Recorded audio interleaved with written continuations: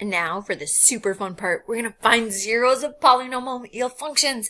I seriously do this for fun on the weekends. I know, weird. But, so, zeros, x-intercepts, root solutions, they all refer to where the graph of f of x crosses the x-axis.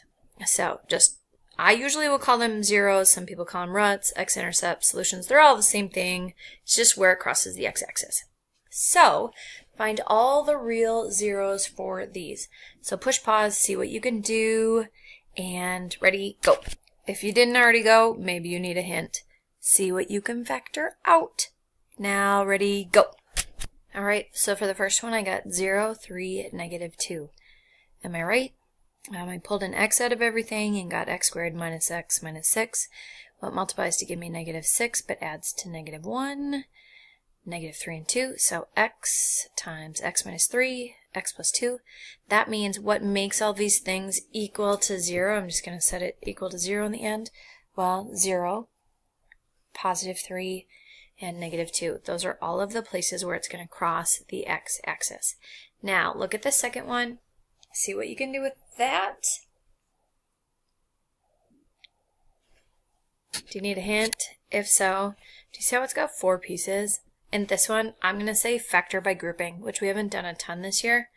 But if you graph if you take this piece and then this piece and pull them apart, something nice will happen. So push pause, see what you can do. Okay, so all of a sudden, boom, it appeared. I looked at that first piece and said, hey, I can take out 5x squared, and then I'm left with x minus 3. And then I can look at the second piece and say, hey, I can take 3 out of it, and I've got x minus 3. Oh, wow. Look at. Surprise! Do you see this and this right here? They're the same. So really what that means, just in case you need a quick reminder, is that both, so the x minus 3 can go there, and then here, I've got 5x squared plus 3. Okay, so if I want the zeros, one of those is easy, and I know that because it's to the third, I've got to have 3 zeros. So this one right here is nice. So I know that x is going to be, there's going to be a 0 at 3. Then what do I do with this piece? If you don't remember, I'm just going to take that 5x squared plus 3 and set it all equal to 0. And so then I go back through and just follow a process.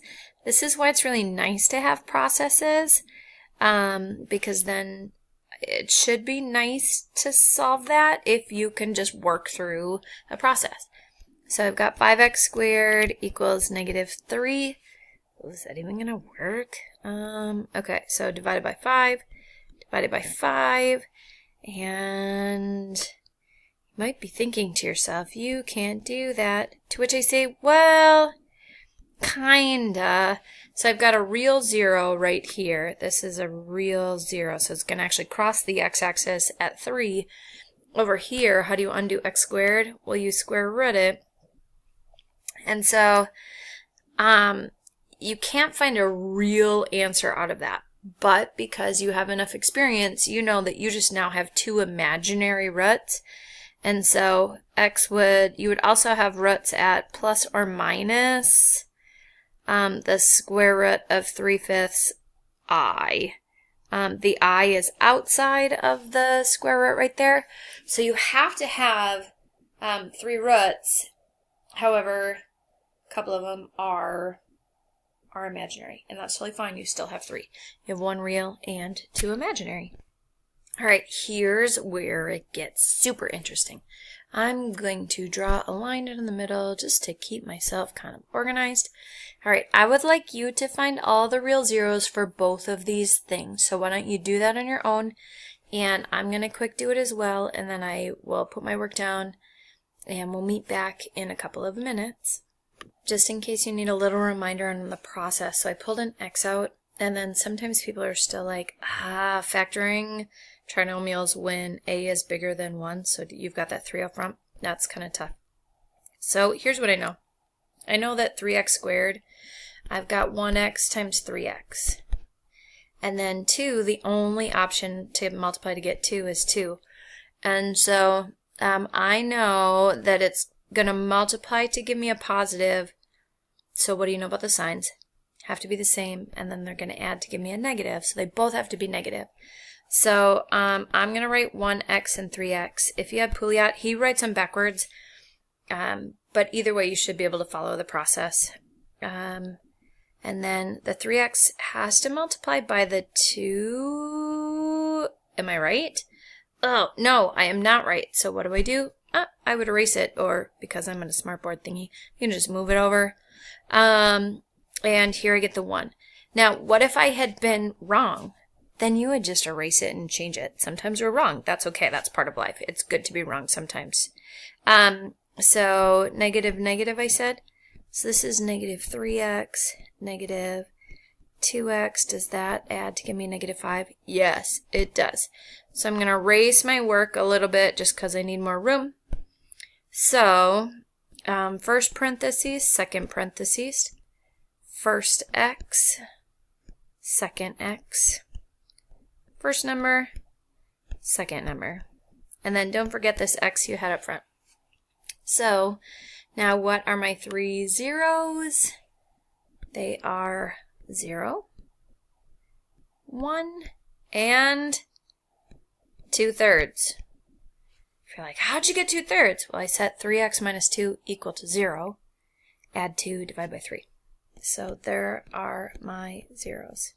Right, so now let's look. Originally it was to the third, so does it make sense that I have to have 3 zeros? Hopefully that makes sense to you, because the answer is yep, you have to have 3 zeros. Great. So let's look quick over at this one. How many zeros is this one going to have? Yeah, it's got to have 4 zeros. Now they may or may not be real, I don't know, but there's going to be 4 of them. So why don't you now go through and figure out what you can do with them? Alright, so I broke it down into x squared, x times x plus 2 times x minus 1. No, x times x plus 2, x minus 2. Hear what I mean, not what I say. Okay, so if that's the case, then I've got a 0 here at negative 2, got a 0 here at positive 2, but what happens right here? It's actually 0 and 0 again. So I've got a multiplicity there. So it did say, graph it on your calculator. How many zeros does each have?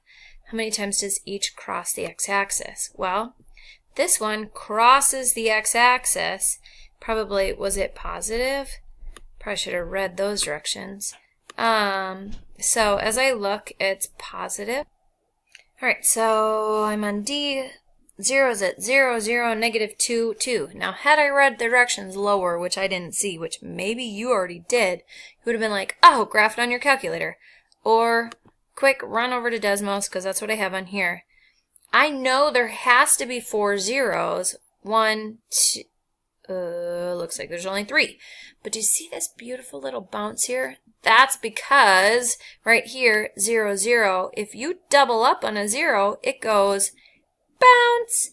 And so it's got the negative 2, the positive 2, and a bounce at 0.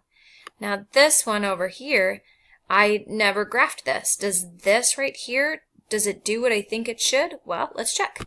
So let's check. There it is. I've got a 0 at 0, and 2/3, and 1. Yep, so that goes up, crosses over, has 3 zeros, just like it's supposed to, so it crosses 3 times.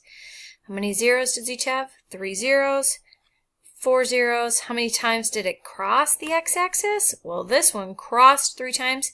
This one technically only crossed twice. So what does that tell us? I'm going to do that in the next video.